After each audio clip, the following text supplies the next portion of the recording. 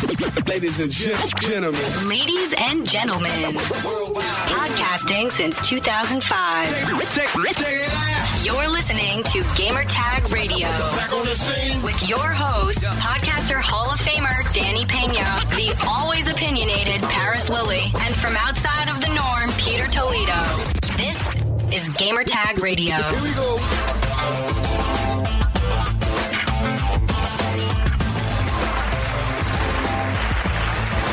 Welcome to Gamertag Radio, episode 624. This is your host, Danny. And joining me this week, the whole Gamertag Radio crew in the house. Let's go with Pete. And he's on mute. And I muted. Yep. There you go. What's up? What's going on, man? Doing all right. It's another week in paradise, and one of our favorite segments. It's Fan Mail. Are you ready for Switch? I think so. I hope so. Like I just want it to succeed. I don't know. I'm still on the fence. Like the kid in me wants it, but the dad, the grown up in me, I've become my old man. Like I don't know if I need another game console in my life. Simply because I don't. Unlike Paris, who has a younger child, mine's 18. I'm not gonna be playing like Super Mario with my son on the couch. Maybe I can introduce my daughter because she is of that age. She's 13. Maybe. Mm-hmm. But we'll see. All right. And also, Mr. Paris is joining us here. Well, to answer your question, am I ready for Switch? Ask me again next week after we get this presentation. What, less than 24 hours? Yep. Now, yeah, as of this recording. Yeah. And even if I am ready for it, I'm pretty sure I'll be out flying my drone with my son. So that's more fun than me anyways. Wow. So okay. Question, Paris, are you going to be out 3 a.m. trying to get a Switch like No. you were for the Classic? No. That's what I'm saying. If I have to jump through hoops and go to extreme measures to get one, I won't do it. I mean, I think I would. All right. So follow-up question for that. What has gotten more play since Christmas, the drone or the Classic? Drone.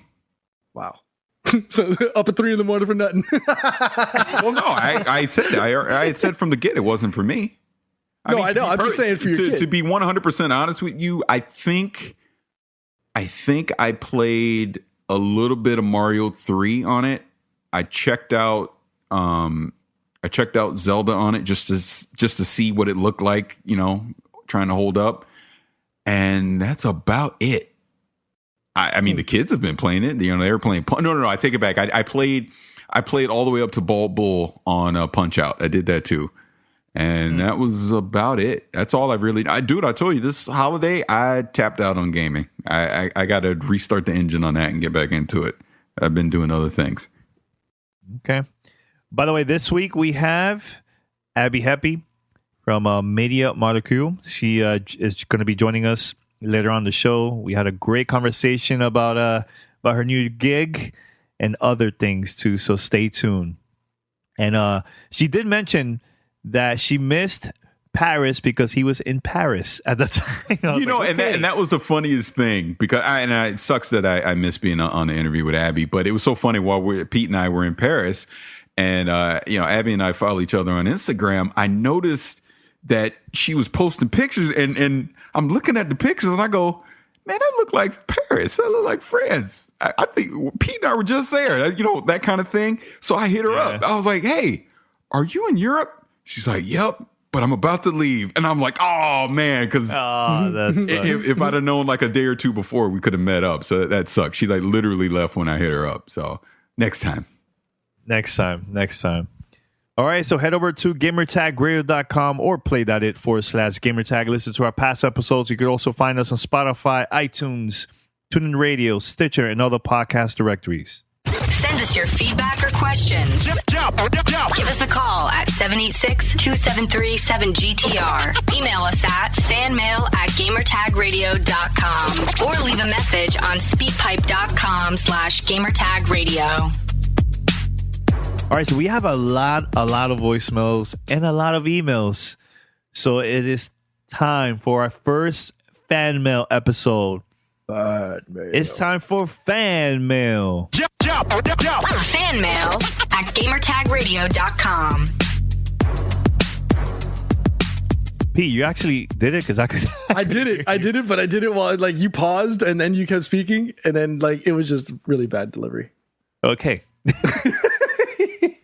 It's 20. It's the first one, so I'm out of sync. I don't know how to do it. All right. So you guys want to start out with a voicemail or email? Because we have a lot of voicemails and a lot of emails. What you guys think?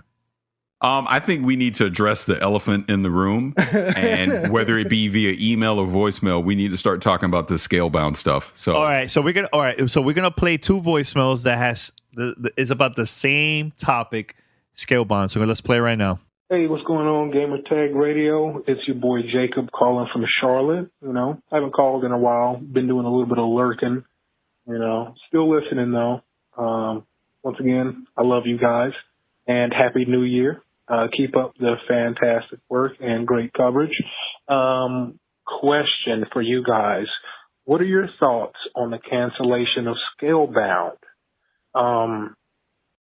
There's big news coming out of Microsoft, recently just got canceled and whatnot.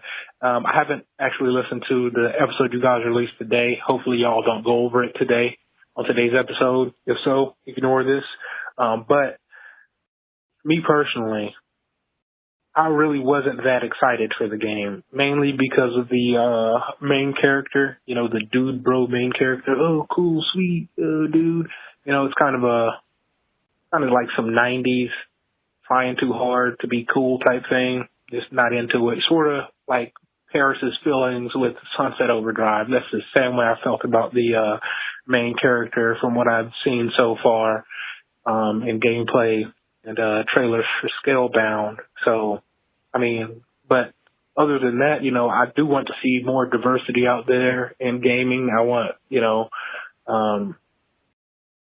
and I mean like diversity as in just different types of games out there. So it is, a detriment to gaming as a whole when something like this happens. But I'm surprised, but not really that hurt about it. But what are your guys' thoughts on it, though? I want to hear how you guys feel about it.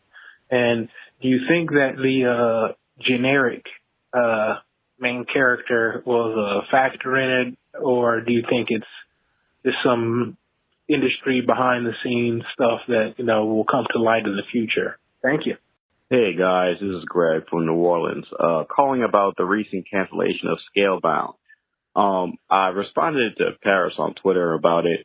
Basically, this game was Kamiya-san's dream, and if it wasn't working out, if it was going to be a bad game, I do think it was a wise choice to cancel it, although, it's going to upset a lot of people, including myself. We don't want another, and I hate to throw this game under the bus again, but we don't want another No Man's Sky situation to where the hype of a game gets bigger than what can be delivered. Now, this is just a personal opinion. I'm not a game insider or anything like that. I'm just saying what I think might have happened. But with the scale of that game, I don't think that this generation of consoles could handle it. The demos looked a little choppy here and there, and I'm guessing that with the power of the Xbox One currently, the game wasn't going to work. The game might have been able to work on the Project Scorpio coming out later on this year, and probably PC, of course. But I think it would have been bad for Microsoft to make a game that was only playable if you had Scorpio or PC, because you would leave a lot of gamers who don't want to upgrade to an Xbox One Scorpio, in the dust with a game that was hyped for the last few years. Again, that's pure speculation on my part. I am just guessing like 99.9% of gamers out there today do on the internet. That's my 2 cents, guys. Take it easy. I love the show. And, have a good one. Bye. All right. So that was 2 voicemails back to back about this whole Scalebound. We also have an email. Let's talk about it. Hold up. We have an email. An email too? Yeah. Email Okay. from Wayne in the UK. Speaking of Europe. Hi, guys. Hope you had a great Christmas and New Year with the recent cancellation of Scalebound. What do you make of the Microsoft exclusive situation? They not long ago also canceled Fable Legends. As you know, I'm a fan of Xbox. We didn't, but now we know. and can't wait for the Scorpio. But I'm a little concerned on their exclusive lineup. We all know we'll get another Halo, Gears, and Forza, but I want to see some new, fresh IPs. Scalebound looked very interesting to me, and I was looking forward to it as it was something new and different, but that's no longer going to be the case. I know we still have Crackdown 3 and Sea of Thieves, but in comparison to the offerings Sony has, and with the release of Scorpio around the corner, I'm hoping Microsoft will have some new and fresh games coming for it. Love to hear your thoughts, and it's great to have you back, Wayne. So it's been mixed. There's some people that were hype about the game, some that were kind of about the game. So here's the thing. At first I was disappointed, and the reason why I was disappointed is because I love trying out new IPs. I know that all these games are going to be, the majority of them that comes out every year. Yeah, it's going to be good. It's cool, but I want to play some new IPs. And the thing with with PlayStation, they do announce some new IPs, but the thing is, a lot of them just take a very long time to come out. Sometimes there's no dates, and this randomly will come out later, a couple years later and stuff. So, am I concerned about their exclusive lineup? I don't think so. I think that at the end of the day, at the moment, yes, I was pissed about the game getting canceled, but now it's better for Microsoft to invest money that they had for Scalebound on something else, and there's going to be some games that is going to take some longer time to develop. But if the company knows that it's not doing pretty good behind the scenes and it looks kind of choppy or crappy, why would they are going to release that to the public? The worst situation last year was about No Man's Sky. It got released, all this hype for nothing, and a lot of people that purchased the game were pretty pissed off once they got the product in their hands. So I know I was having this conversation with Paris earlier today about the same topic, and I mentioned to him, look, the game that I remembered that years ago, back in the early days of Xbox, that was really, really pissed that got canceled was True Fantasy Online. It reminded me a lot of Fantasy Star Online, but maybe behind the scenes the game was just crappy, And I think that was the right move for them for Microsoft to cancel that game overall, So, but I want to get your guys' opinion too about this. So go for it. Well, here's the thing, and you kind of touched on some of this already. Yeah, I'd even talked on Twitter. Shout out to our friend Tony, because I love him to death. But we're literally on opposite sides of the fence when it comes to this, because I'll just take his point of view, for example. He feels like Phil Spencer should not have come out and said that this was good for gamers, that they cancel Scalebound. Whereas I actually agree with Phil Spencer, because we got to look at it this way.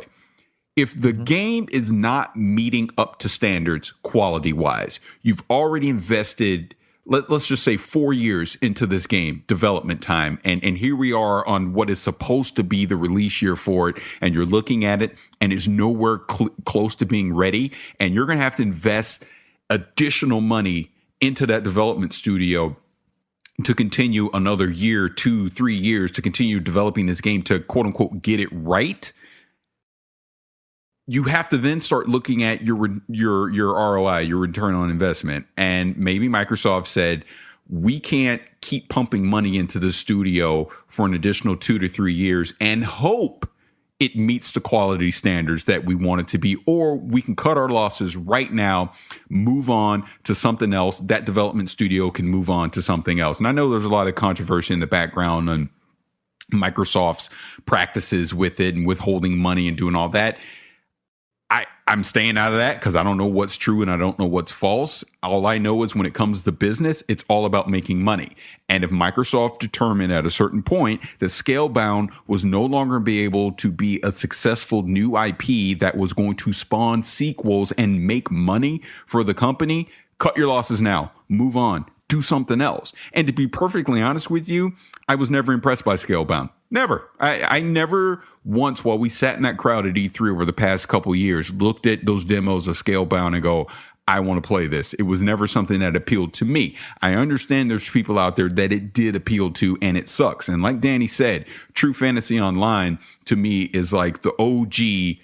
Oh my God, why did you cancel this game? It looked amazing. But obviously there was something about that game that wasn't going to translate to gamers and wasn't going to make them happy. Like we said, we look at No Man's Sky. That game should have never came out.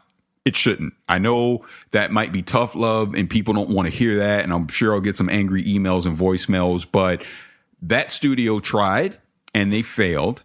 And now that IP is ruined because when they put it out, it was not ready, and years of development money, time, all that was wasted. Whereas if they would have cut their losses a couple years and go, you know what, we're not getting this, it's not working, let's move on to something else, maybe that studio could be doing another IP right now and we never would have had to worry about. But instead, you know, Hello Games, right? Hello Games, that's their name, right? For No Man's Sky? Yep. Yeah, Yes. For Hello Games, they could have moved on to something else and put out a different IP. Instead, their name is now tied to this IP that failed.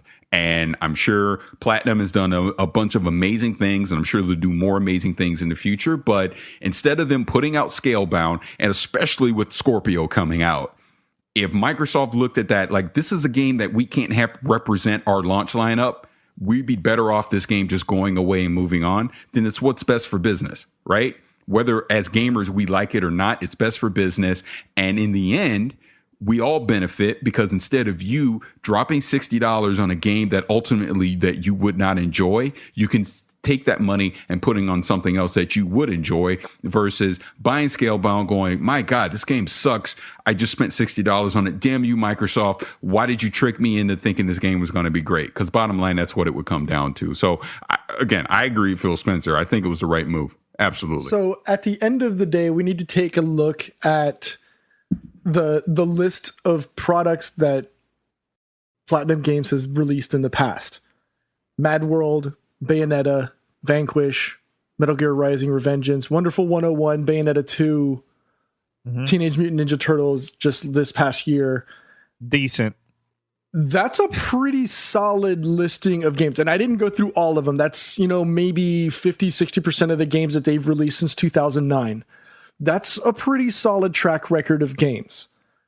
That being said, if at this point Microsoft has the determination that a solid developer in Platinum Games can't deliver what we're expecting or what the expectation is from Microsoft, absolutely it is their complete right to cut bait and say no thanks. I don't think, and this is my personal opinion, I'm pretty sure from the retweets I've gotten, it appears that a couple of people mirror my thoughts, but it doesn't make sense for them to continue, like Paris saying, hemorrhage money into this title. Take the L from a marketing standpoint, because if the game does come out and it's complete trash, they're gonna suffer from the media, you know, jumping on them, asking them why did they release this? And then gamers are going to get pissed off. Isn't that what we as gamers have been complaining about for the past 4 or 5 years now? Isn't that what we want? We want the developers to be a little bit more responsible for what they're putting out. Take more ownership of what they're putting out. Don't put it out just for you know, just to complete your contract and get paid out. Put responsibility, take ownership into what you're putting out. And if it's not good, it's not good. I mean, it is what it is. It's what we've been wanting. We want developers to put out quality games, and that's part of the publisher's responsibility, if I'm not mistaken. If the game isn't up to snuff, keep putting it into development or cancel it. And I know that's what Tony had said on, you know, at Ramideth over on Twitter, had mentioned, just keep putting it into development, keep putting it into development. At a point in time, you just have to say no, right? You can't just continue to shovel money into it. It's not always the resolution for things. You can't just keep throwing money at it, hoping to fix it or hoping that it comes out better. I mean, but see, I get you too, Pete, but here's the thing that none of us are really talking about too. Do you think that's fair for the developers, for them to go through this nonsense for years. If a game is not working, it doesn't look great. It's not fair to them either. So I don't know. I read somewhere, I can't remember exactly where it was, but supposedly behind the scenes, one of the reasons why they had to take like a long break, like the developers supposedly when they were working on this game, because a lot of them were like really stressed out and things just wasn't working behind the scenes. So that's another thing that us gamers, we should also care about the developers, man. I think a lot of people are just thinking about the game and forget about the business, forget about the people making the game. That's it. I just want the game. And we got to learn from other things too, besides just the money side, Well, part of that I would think is just poor project management. If the expectations aren't being told to the developers properly, then they're never going to meet the expectation of the publisher or the and in this case, it's Microsoft Studios. If maybe they don't have the right resources, maybe they were ill-equipped, maybe they didn't have enough resources or the right resources to put out the product. At the end of the day, I'm on neither person's side because I don't have enough information to adequately, take a stand on this. I don't know. We don't know, fully what the truth is. We hear Microsoft's side. We're not hearing much from Platinum other than, they're disappointed at the way things happened. They are still, they're also working on 3 other IPs. One of them is Nier Automata, which I am looking forward to seeing in March. I think we remember seeing that at either Paris Game Conference or the PlayStation Experience when they did a trailer or a teaser release. Mm-hmm. So it's not like they've hung their hat on solely Scalebound. Granted, it might have been the biggest IP that they were working on. But again, maybe they didn't have the correct expectations of Microsoft, and maybe that's why they had to work excessive hours or whatever reason it was, the high levels of stress, because you'll see that in a lot of environments, not just in gaming. If you don't have the right project manager delivering those requirements, you're never going to meet the satisfaction of the customer, or in this case, Microsoft. All right, last thing, I know one of the questions too that I mentioned from the voicemail. I think he was from New Orleans. He said, "Is it because the console couldn't handle the game?" Paris, Pete, you guys always talk about this stuff. Do you blame the hardware because of this? This is vaporware. You can't. That's just complete speculation. No one knows. No one knows that. Okay. And to be honest with you, I doubt it. Okay. Feel the same way, Pete? I don't know. I mean, if they are able to put out something, I don't know. I just don't. I unfortunately, I don't think of Platinum Games as a Naughty Dog, which can take, standard hardware and deliver greatness. Mm-hmm. So I don't know. And from what I saw at those, at what we saw at E3, et cetera, the either the CGI or the gameplay video trailers that we saw at E3, I never saw it delivering Witcher 3 style environments where it would tax the hardware. So I'd probably have to agree with Paris on this one and say, no, I don't think it's a hardware thing.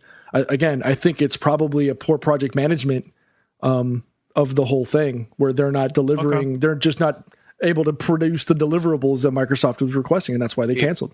Exactly. I think this was an ambition thing. I think this was your eyes were bigger than your stomach type scenario, where this was an ambitious project. Let's not get it twisted. Scalebound was going to be a unique IP in what they plan to do in the co-op space. So I believe what happened was Microsoft had a certain expectation, and Platinum simply could not deliver it on the scale that Microsoft expected. And again, this is complete speculation. I know nothing.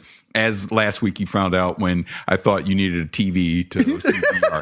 So don't listen to me. But at the same time, I just think this was a thing of quality over expectation, and the quality simply was not there for what Microsoft wanted it to be. So they cut their losses. And that's how we have to look at this. It's business. It's return on investment. And I'm just random numbers. If Microsoft said, we're going to give Platinum Games $80 million to make Scalebound, and you have 4 years to do it. Scalebound said, yep, that's all we need.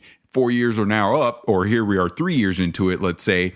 And Platinum's like, we're not going to meet expectations, and we need another $20 million to do this.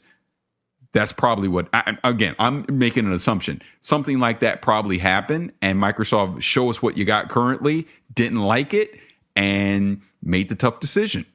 And in the end of the day, it's better for us that it happened now versus Duke Nukem Forever or No Man's Sky situation where you spend X amount of years developing a game, delay. It finally comes out. The hype has gotten out of control, and the final product can't live up to it.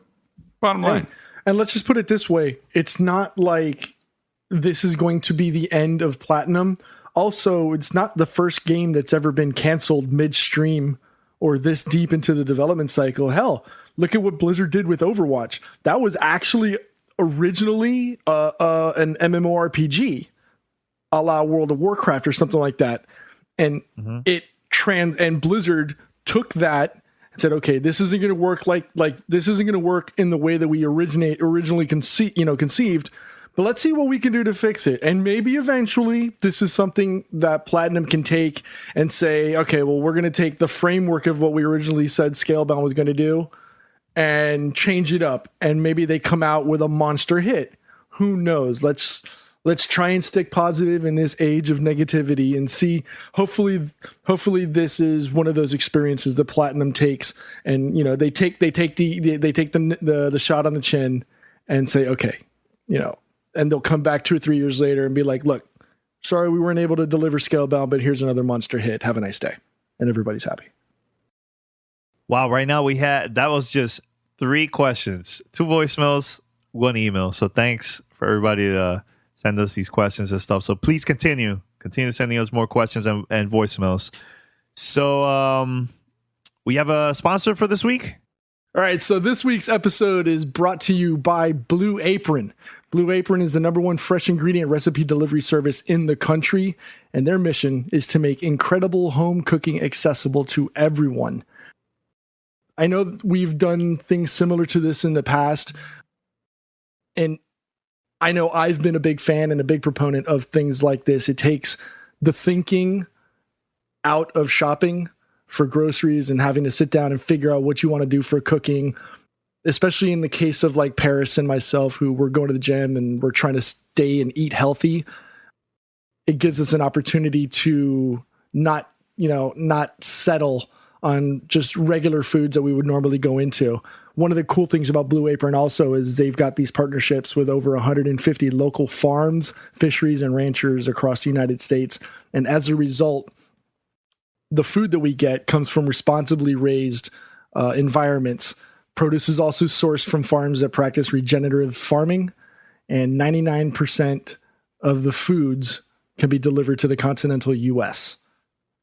So you're probably asking, how can we get this food? So it's if you come out to once you configure the meals that you want, it comes out to about $10 per person per meal, and they'll deliver seasonal recipes along with pre-proportioned ingredients to make sure that your food is delicious and cooked at home. So all you have to do is go to blueapron.com/gamertag. That's blueapron.com/gamertag and get your first 3 meals free with free shipping. Free. Free. We all love free. It's my favorite 4-letter word that starts with F. You'll love how good it feels and tastes to create incredible home-cooked meals with Blue Apron, so don't wait. That's blueapron.com/gamertag. blueapron.com/gamertag. Blue Apron, a better way to cook. Welcome to Play It, a new podcast network featuring radio and TV personalities talking business, sports, tech, entertainment, and more. Play it at play.it. Back on the scene. This is Gamertag Radio. All right, so we're going to play another voicemail. Let's go with, let's see. Let's stay Florida. Let's stay with Florida here. Let's go with Alvi from Boca Raton. Boca. All right, let's do this. What's up, guys? My name is Avi. I'm calling from Boca Raton, Florida. This is my first time calling in. I love the show. I wanted to respond to what Paris was saying about how Scorpio or Microsoft has an opportunity with Scorpio to kind of show us the next level of VR. And so I was thinking something like, Oculus 2.0 or something. And then I was thinking how it's I think it might be a little bit too early for the next level, so to speak, of VR. Because I know VR it's gaining a lot of traction and it's pretty amazing what's come out, but it's not like it's really mainstream yet. It's not, they're not as widespread as, it's not like everyone with a console or a PC has VR. I think at some point it will get to that point, but I don't think we're there yet. So I want to know what you guys think about the fact that it might be too early to kind of show us what's next for VR, and just instead maybe Scorpio should just, do the Oculus, and then that will just further facilitate the spread and the mainstream use of VR. Love the show. Thanks a lot, guys.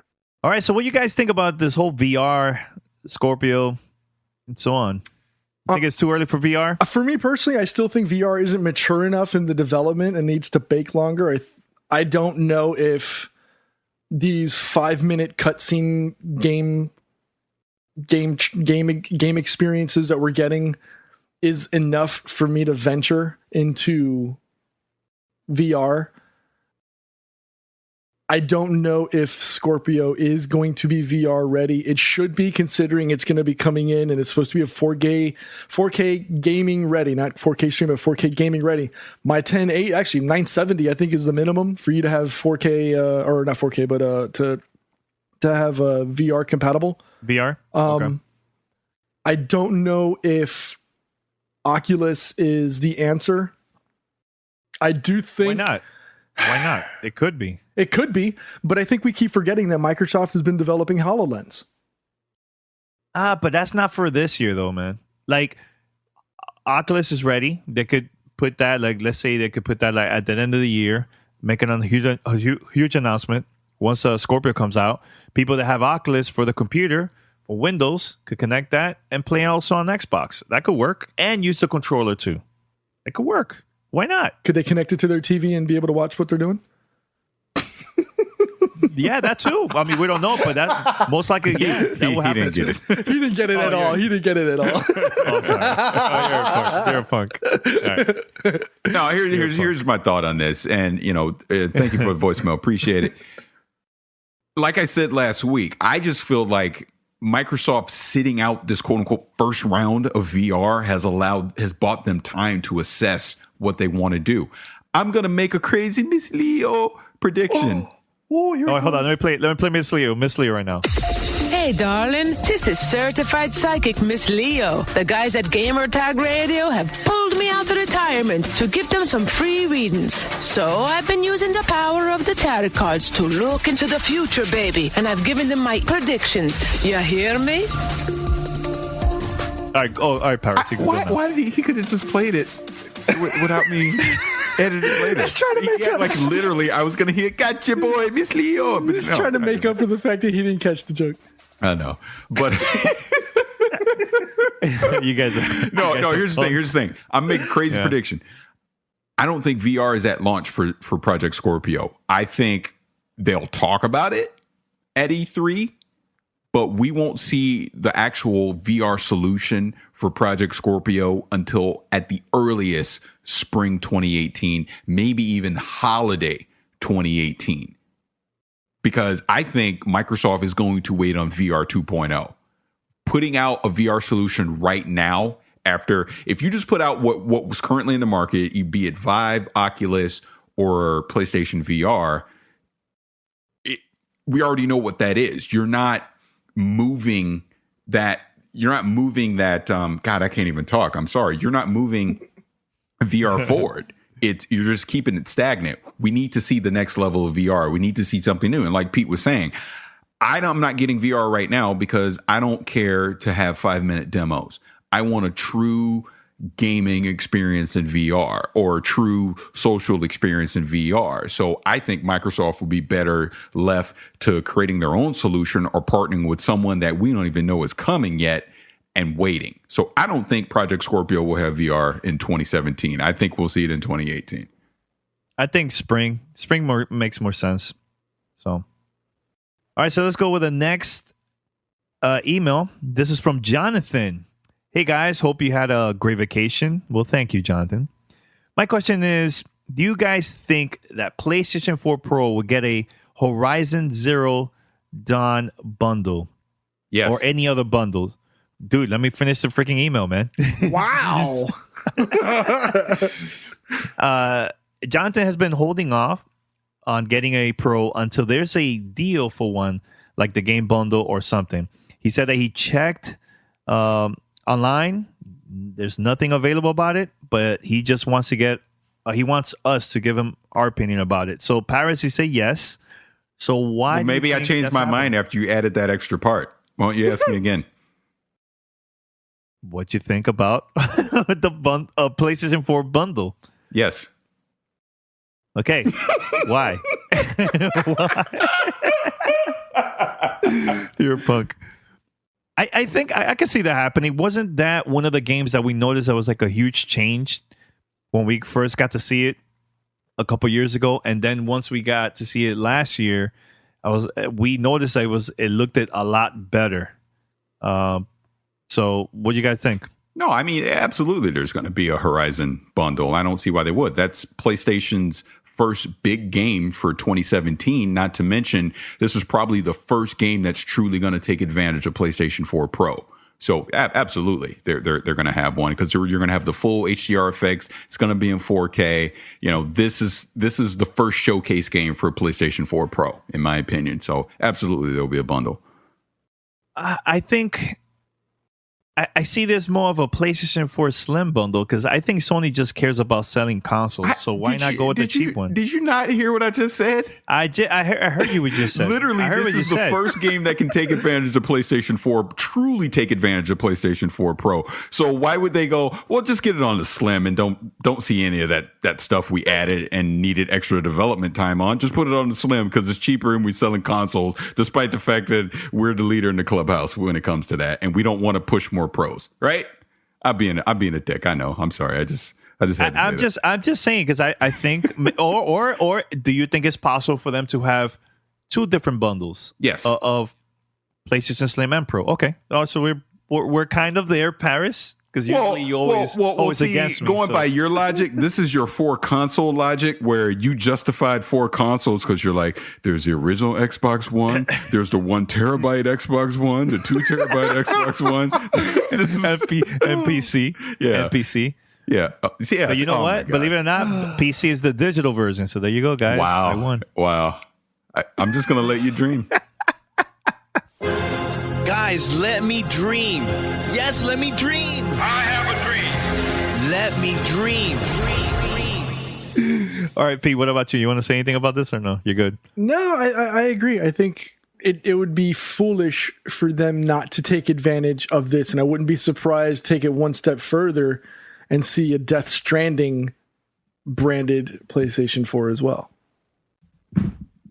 Oh, okay. Yeah, but I think it would be really dope. It's not coming out this year. I know it's going to be the PlayStation 12 or something like that by the time that game comes out. I think if we're talking early on, I think bundle wise, I would venture to guess, yeah, we'll see a Horizon bundle. We'll probably see a Mass Effect bundle and potentially maybe something like For Honor, maybe, you know, because, you know, obviously, even though they're third party, they seem to have the PlayStation 4 marketing with them. But yeah, Mass Effect for sure. I think that makes a lot of sense. And obviously, with Horizon, you know, being a Sony owned title, I don't see any reason why they wouldn't. All right, so we're going to play this next caller. Actually, he's first time calling the show. He's been emailing us in the past. But he has a question about Microsoft first-party games and second-party games. Let's play it right now. Hey, Gamertag Radio. This is Kevin Polfus from Ohio. I love everything you guys do on the podcast, so thank you for doing what you guys do. I left this short voice a while ago, but it got cut off, so I'll try to make this shorter. My question basically is, what do you guys think about Microsoft's first-party lineup? Their studios, like the shutdowns, the studios that got shut down, like opening up new studios using old IP from Rare that haven't been used, like Perfect Dark in a while, and just like a better use of Conquer, and just Do you want to see like 343 Industries tackle on Perfect Dark since they have the Halo franchise under their belt and it's a sci-fi game? Do you want to see the Coalition do something besides Gears of War, maybe revive the Shanghai IP that got canceled? And then like in terms of like their second party studios, like the exclusives, some of the questions I have is like, I think a lot of people say Microsoft needs a Remedy game or needs an Uncharted-like game. And it's like a Naughty Dog studio type thing. And I would think that Remedy would have been their closest solution to an Uncharted-like experience with games like Alan Wake and Quantum Break. Unfortunately, I don't think they set off real well. And, I don't think Microsoft's going to give Quantum Break another chance with that IP, that they probably won't get a sequel. But you got to remember, like, games like Uncharted 2 really hit Uncharted off. It wasn't really the first game that did it for them. And I fear that like sales projections got in the way of like for these new IPs to reach their full potential. I know games have to make money, but sometimes the companies also have to take risks. I was always wondering if they would just buy Remedy, since they've mostly been Xbox exclusive for a while, and I don't know why Microsoft hasn't. I know to get rid of the, not force them to make certain games or certain games only for their console, but give them some more freedom, but I think they should. The other thing was some of the exclusives, like, I don't know if Microsoft owns the Recore IP or Scalebound IP. Like, once these games come out, are they exclusively Microsoft owns the IP, or are those IPs owned by Platinum Games and Armature and stuff like that? But I just want to get your opinion on that, guys. Hopefully this voicemail will go better and play through since the other one was too long. But again, you guys do such good work. You guys are one of my favorite podcasts of all time. Have a nice day. Bye. All right. Thanks for the call, man. What are our thoughts about Microsoft first-party games? Let me say this, because Phil Spencer asked the question on Twitter today and people were responding. Phil Spencer or Aaron, if you hear this, I want Banjo-Kazooie, and I don't want a Banjo-Kazooie where he's holding a water hose and running around the land. I want Banjo-Kazooie, the platformer that we had on the Nintendo 64. I want a new one. That's all. Look, I even said this to Phoenix. Shout out to Phoenix, because I was talking to him earlier today. If they put out a Banjo-Kazooie and said it was Scorpion only, I'd get a Scorpion just to play that game. That's how dedicated I am to that. Scorpion. I believe when I see it. But anyways, Paris, what was the thing that Phil posted online? Well, no, he was asking what OG Xbox IP could they bring back now that people think would be successful. So people were just giving a lot of their opinions in various games, and I said Banjo-Kazooie. You read minds? Wait, I did read yours, and I don't remember. What was it? I was like, True Fantasy. Yeah, you did. That's right. Yeah. I mean, I don't know. But see, it has potential for 2017. Oh, it could totally work. So. It could totally work now. I mean, the technology. See, that's the thing. Going back to that original Scalebound thing really quick. That's the thing. True Fantasy Online was canceled because I don't think the technology was ready for that ambitious of a game. Whereas now in 2017, you could 100% do True Fantasy Online easily. They could do that. Okay. Pete, what about you? What are your thoughts about first party games and second party games? It's strange. Microsoft. It's strange that you didn't say. Oh my God! Viva Pinata. From the OG? That's not an OG. I know, but I'm surprised you didn't say something like that, because I know that was amazing. I know it was a game that you loved. One game that I think that I would like to see come back, maybe Cameo. Ooh, okay. Yeah, very underrated, that game. I've always said that. I quite enjoyed it when I played it. You know what? I think they should bring back Microsoft. That was a lot of fun. I don't think they own that IP anymore. They don't? I'm pretty sure they don't own it anymore. I'm pretty sure it got sold off to someone else. And Crimson Skies? God, that was a good one too. Didn't you just get a game like that coming back though? Like you just got that game in, what was that? There was like a platformer on the indie arcade or something like that. I did? Yeah, What we was just got this? this it was just this last past year. It was some Crimson Dragon, wasn't it Crimson Dragoon? Oh no. The Paris. Pete, this is a totally different. Get the totally names right. different Get the game. names right, damn it. Totally different games. Look it up, man. All right, so we have one more question, one more voicemail. This is about Call of Duty. So let's play right now. Hey, this is David from Baltimore. I hope you guys have a great New Year and holiday. But I'd like to ask a question for Paris about Call of Duty taking a year off or two. Well, here's just one thing.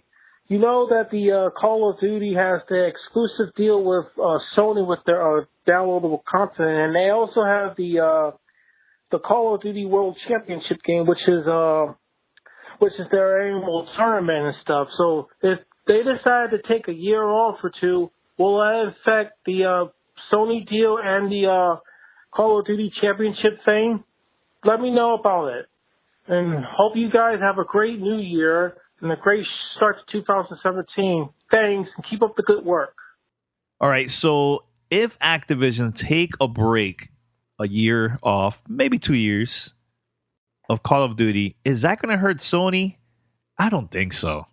Sony's good. I think they're doing really good. Let's be upfront about this. Activision ain't taking nothing off for Call of Duty. So as long as there's fools buying games, they're not taking anything off. That's first and foremost. They're not going to take a break. But just for speculation, if they were to take a break, I mean, Sony just has a marketing deal with them. That's all it is. They just go get a marketing deal with someone else. If Call of Duty decided to take a break, I don't think it would be that big of an issue, to be honest with you.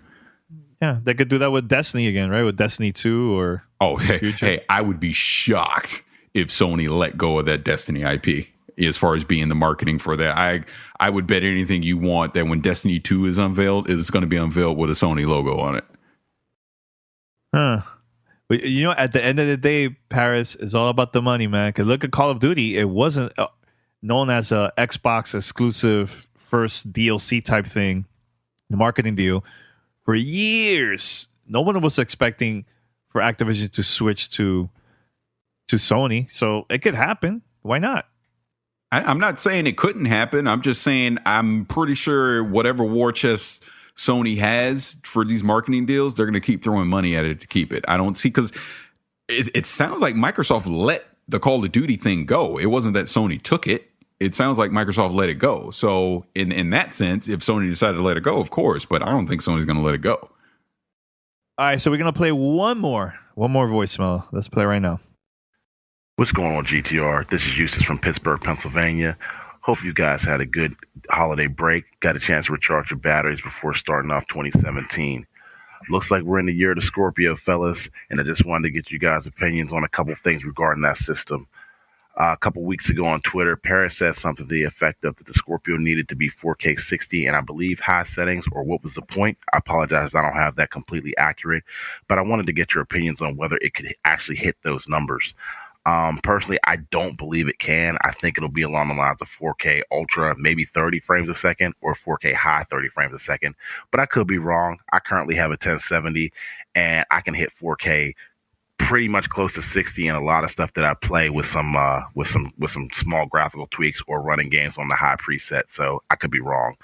But my other question is, if it does hit it, how long do you think it can sustain that? I'm looking at games like Deus Ex on PC right now, and I don't think that game can do 4K Ultra 60 frames a second right now with a 1080. So I'm wondering how long you think the Xbox One Scorpio, or whatever they're going to call it, is going to be able to hit those numbers in 2, 3, 4 years. That's pretty much all I got. Once again, Happy New Year's. Take it easy. So is it possible for this console to hit 4K fully, all the way 4K? Yeah, okay. Here's to clarify, and thank you for this voicemail. I'm actually glad he sent that so I can kind of clarify why I backed off a little bit onto $399 for Project Scorpio. I think, because I kept saying, what's the point? If you can't do native 4K 60 Ultra as that being the difference between that and PlayStation 4 Pro, then the only other thing you can do is drop the price, because I tend to think, like he's saying, it's most likely going to be 4K 30 at high to ultra settings, but their thing is going to be that it's native. Now, some of the smaller indie games obviously will be able to hit 4K 60, no problem. But the majority of your AAA games, like let's say when Halo 6 comes out or Gears 5, they'll be 4K Ultra 30 frames per second on Project Scorpio. Because again, if you're going to build this beast that can do 4K 60 Ultra consistently, I mean, you're talking a single GPU we're talking like something that ain't even on the market right now. Because even a Titan X isn't even doing that right now. You know what I mean? Consistently. So then you'd have to jack the price up if that's what they were going to do. So I think, kind of like you're saying, let me dream, all that stuff. It's not going to be able to do the 4K 60. So $399, in my opinion, is more realistic when it comes to Project Scorpio. What about the PlayStation 4 Pro? What's that technically like? Is it? I know it's not full 4K. It's not doing native 4K. They're doing basically checkerboard rendering. Now, some of the smaller games, again, can do native 4K on a PlayStation 4 Pro. But let's just say Titanfall 2, for example. Titanfall 2 doesn't do native 4K. But I can play Titanfall 2 in 4K on a PlayStation 4 Pro. They're just doing some tricks under the hood with the rendering to get it at 4K. So it's not real 4K. It's like 1440p and it's being up-res to 4K. That's the difference. But what I see on my screen is at 4K. And that's what Sony's doing with PlayStation 4 Pro. And again, that's where I come back to the average consumer. If the average consumer picks up a PlayStation 4 Pro for $350 and what they see on their screen is 4K, and they got to go get a Scorpion for $500 and what they see is 4K, and you can't tell the difference, then why am I spending the extra money? You see what I'm saying? So that's where I'm telling you, the biggest challenge that Microsoft is going to have is the messaging of Project Scorpio at E3. They need to show why this thing is a beast, and they need to have it priced accordingly so that people can be excited about it and are willing to spend their money for it. So, and when I say they got to show the difference, it's very hard to do that on television. You know what I mean? Unless you're on a 4K screen and you can actually show it in 4K. Like when we're at E3, we'll be able to see most likely the difference, right? But try and tell that to someone watching it on Twitch. That's going to be their challenge. So they're going to have their messaging on point. And when I say on point, everyone from Phil Spencer on stage, Aaron Greenberg, Albert Pinello, all the way down to the dude that's standing on the show floor. That messaging has to be on point for everybody on that Xbox team. And the most important thing too, man, games. Show us the difference between having a regular console and the Scorpion. Show us the difference, I think. Super important. So, but here's the thing too, I know there's probably going to be situations where, let's say you do have, let's say the new Xbox, the Xbox One S, let's say there's a feature that you could stream in 4K, or that could work too, Paris. They'll show like different videos in 4K that you could stream. Yeah, that's what I'm saying. A very smart thing, and we saw the groundwork for this, ironically enough, for the Game Awards this year. I watched the Game Awards on YouTube in 4K. So how was that? For the difference? For the most part, it worked very well. Yeah, definitely. I mean, seeing it in 4K was a very crisp picture. It looked good. But when Phil is on stage at E3, on YouTube and on Xbox Live, show it in 4K. Because all your games are going to be 4K, right? So show it in 4K. All the games should stream in 4K. So people at least get an idea for the fidelity and the quality that you're trying to go for. Yeah, that was the issue, that it was hard for Sony to send that message to the gamers. Look, 4K. Like, it was really, really hard for someone that doesn't have 4K, you know? Right. So at least now that Microsoft has the Xbox One S, that has the features of 4K streaming, so at least they could take advantage of that. And here's the other, show that to the consumers. Agreed. And here's the other thing they have to do when it gets time for launch. When it's at GameStop and Best Buy and all these places, you need to have 4K monitors on display showing these games in the stores so people can see the difference with their own eyes. You know what I mean? I mean, look, the hardcore people like us, we're getting it. Yeah, we're going to get it. They ain't got to sell us. They got to sell Roxanne. Because Roxanne's like, what the hell am I spending $3.99 on this 4K thing? I don't know what this is. You know? Yeah, yep. That's who they got to convince. True. Pete, any opinion about this, Pete, before we go to the interview? No, I think you guys got it pretty much nailed down. So there's no need for me to chime in. All right, well, 43 to you. Thank All you. right, so let's play this interview, and we'll be right back after this. Welcome to Play It, a new podcast network featuring radio and TV personalities talking business, sports, tech, entertainment, and more. Play it at play.it. Back on the scene. This is Gamertag Radio. Voicemail at 786-2737-GTR.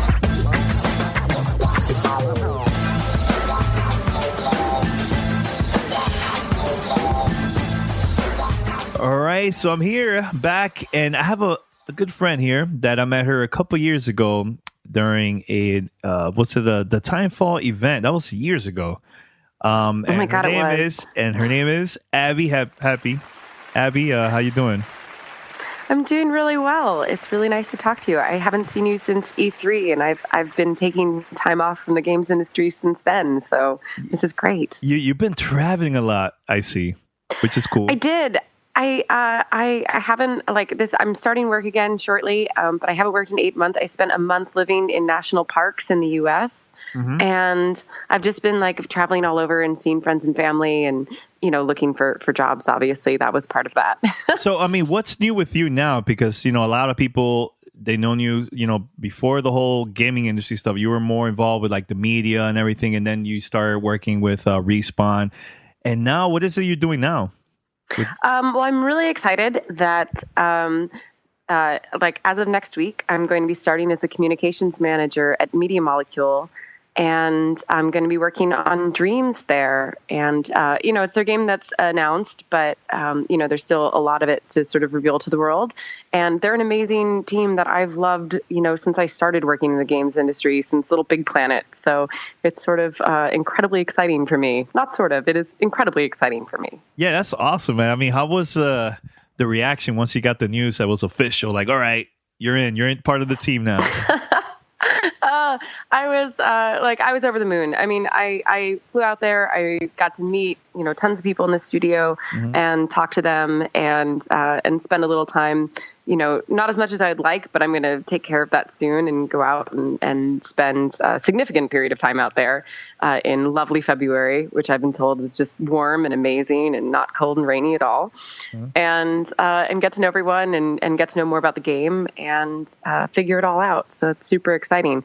When I was over there too, Paris was in Paris when I was in Paris. Yes. So that was totally random. Very random. I was really enjoying his like Instagram of like things that he wanted to eat, and then I was like, we're both in the same place for completely different things. See, next time cool. though. Next time we'll I know definitely next meet time. Up. Yeah, definitely. Yeah, no, next time I'm having him take me on a foodie tour of the city. I mean, but it's a big change though compared to where you used to work before. First person shooters, and now this is more of like a casual for everyone. Like I like those type of games too because you could create like your own levels and everything. That was one of the things I love about Little Big Planet. Me too. Yeah. Like very few people know this, but I spend a fair amount of time at home, like crafting things and making stuff, just for fun. And so it is a really big departure, and it's definitely not within the FPS genre. But at the same time, like it hits the creativity bug in me. And even though I think their games reach a broader audience, I don't know if I would call it casual because some of the things that people build within the worlds that they create are just utterly amazing. And I think that's the amazing thing about, Dreams too, is regardless of like, if you like creating art or music, or if you want to try to make a full game, or if, they're like, all of those possibilities lie within there. I'll probably just make a bunch of cats, but they'll be really awesome cats. Yeah. And so it's always fun to play through, what they create. But their community is so creative. And I think when you work in communications and community, it's always really about what the community gives back and creates. And like, that's so exciting to be a part of. So that's one of the things I'm just can't wait for. What is it that you love about being a community manager or whatever you're doing now? Like, what is it that you love about that? I think that's part of it. I mean, it's really a lot of hard work making games. It's not easy. No matter what your role is, it's just so many things that have to come together, and it's stressful and it's long hours sometimes. But being able to see what the community gives back, it's really incredible. I mean, it makes it all worthwhile, right? That's why you do things. You must love interacting with fans of Gamertag Radio, and it feels incredible. And so it's really awesome to, help be that liaison of hey, you guys made this thing, and here's what everybody in your community made for you. It's like a really cool bridge, and also bringing that people and bringing that to people and bringing the joy that games brings to to a community. It's fun to be that person in between. I just love the whole engagement. Like when I see, a lot of the community managers engaging a lot with the fans and stuff. I think that's pretty cool because they're the ones going to be spreading the word about your game, about your content, about everything. So it's good to see that you're still that way. Because a lot of people that have gotten higher positions, they eventually forget, and they won't even bother to chat with the fans and stuff. At least say hi or something. So yeah, totally. And I think that you should want to do that. I think that that's part of the fun of it. It gets, don't get me wrong, it gets totally overwhelming sometimes. Oh yes, it really does. Yeah. But it's really kind of magical what people bring back to you. On the community side, and I think I will always love that. I think you have to if you're a fan of games. And meaning when you started, I've been playing games since I was a kid. So it's I've had a lot of that enthusiasm for other people's projects, and it's so great when they have that about something you're working on. I made a Sackboy for a friend of mine years ago. Not maybe a decade, but probably about 7 or 8 years ago. And so I was that fan and that person in the community, and now I'm working for that company. So it's weird the way things work. Yeah, everything happens for a reason, right? That's kind of crazy. That's awesome. Mm-hmm. How is that going to work? Because you stay in California and stuff, and I live in Los Angeles, and the studio is in the UK, right? Yeah. So I'm going to be traveling out there a bunch. And we also go to, we'll be at events all over the world. So, I'll be with the team at a lot of those. But I'm going to go out and I'm going to spend a bunch of time in England. I'm getting ready to do that.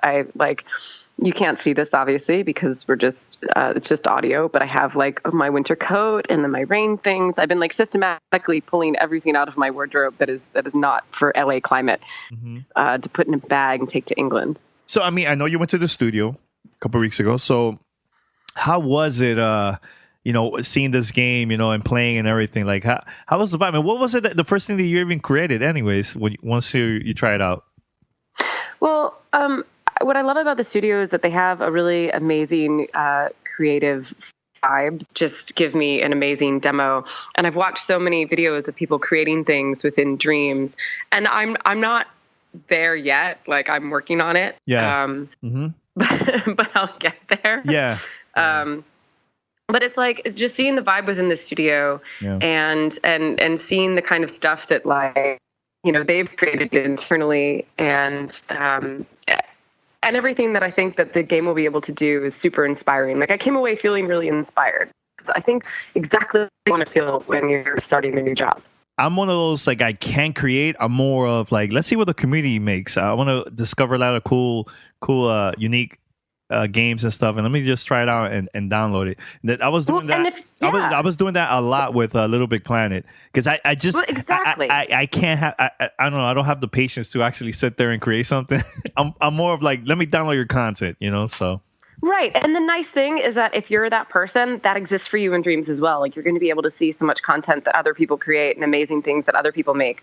One of the coolest things that happened when I was at the studio was they had an artist who played the kora, which is an African instrument, and he just played a little mini show for everybody there, and it was beautiful, and it was so cool to just have this little moment of hey, let's all enjoy this beautiful music, and it was just so neat. It was very Media Molecule. That's kind of the vibe I get from the studio. It's just very creative, very sort of inspiring. So that's what makes me like incredibly excited for my next few days of work, which I have not started yet.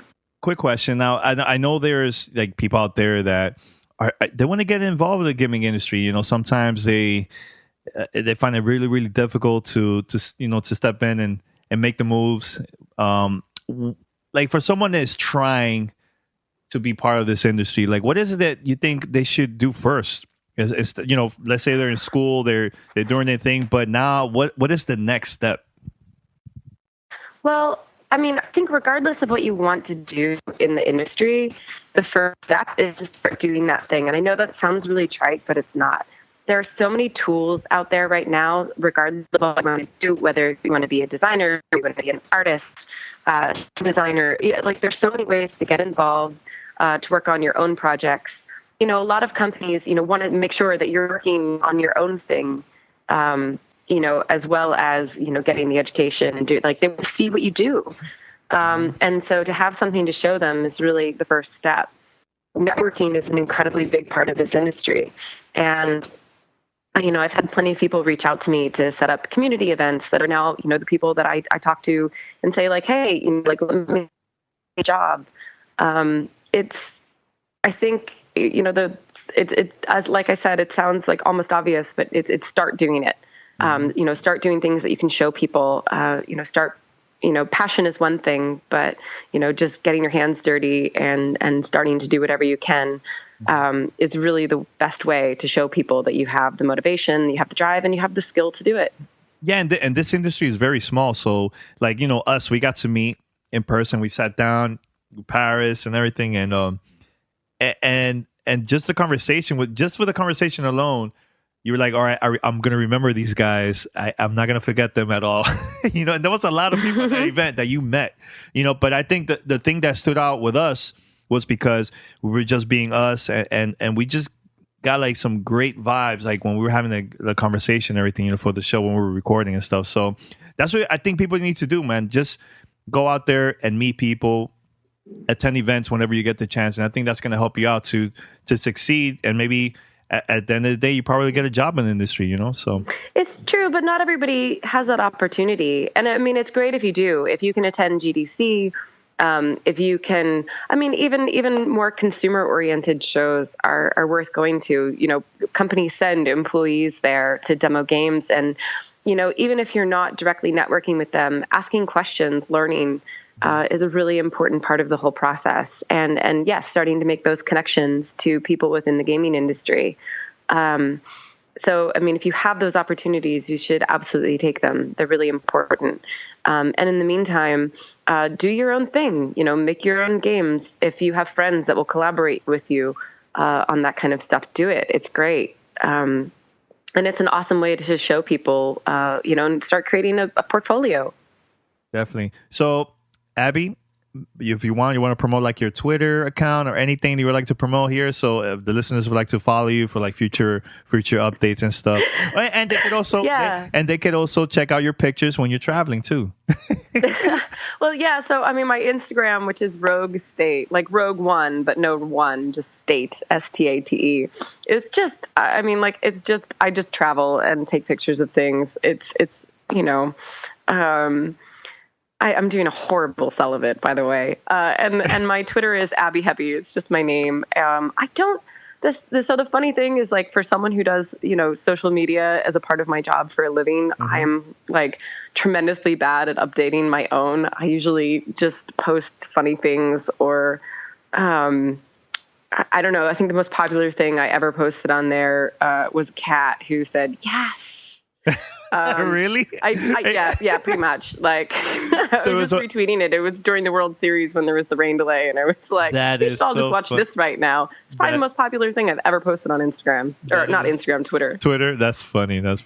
Yeah. No, but Abbie, next time I'm going to get the whole crew. Last minute, Paris couldn't make it, but he was dying to be here too. And also our other co-host, Pete. He wanted to join the conversation, but last minute they couldn't join. But that's okay. You have to say hi to them for me. Yeah. And next time, hopefully, I'll see Paris in Paris. Oh yes, Paris in Paris for sure. All right, Abbie, but thanks a lot. Yeah, absolutely. Definitely. It was great talking to you. Same here. Check it out. You're listening to Gamertag Radio. All right, so we're back here, Gamertag Radio. Shout out to Abbie. That was a lot of fun.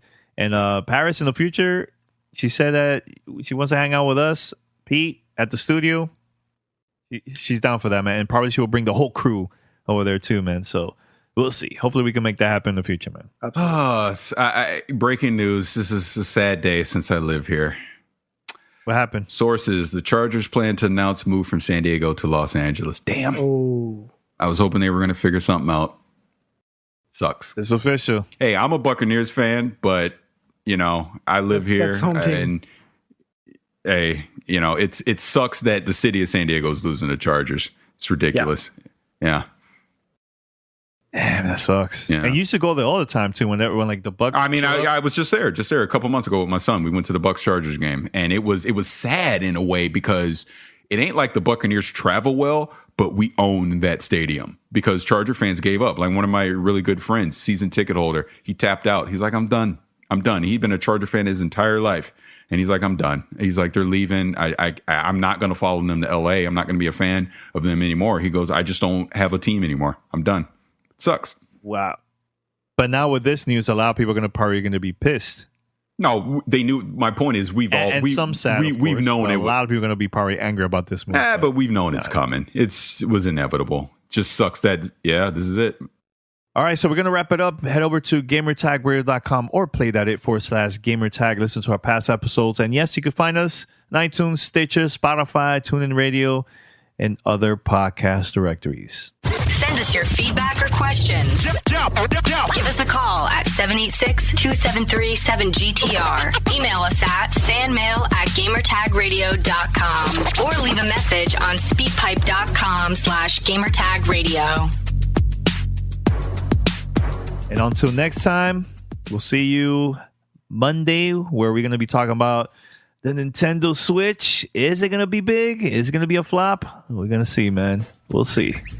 Until next time, we're out. Peace.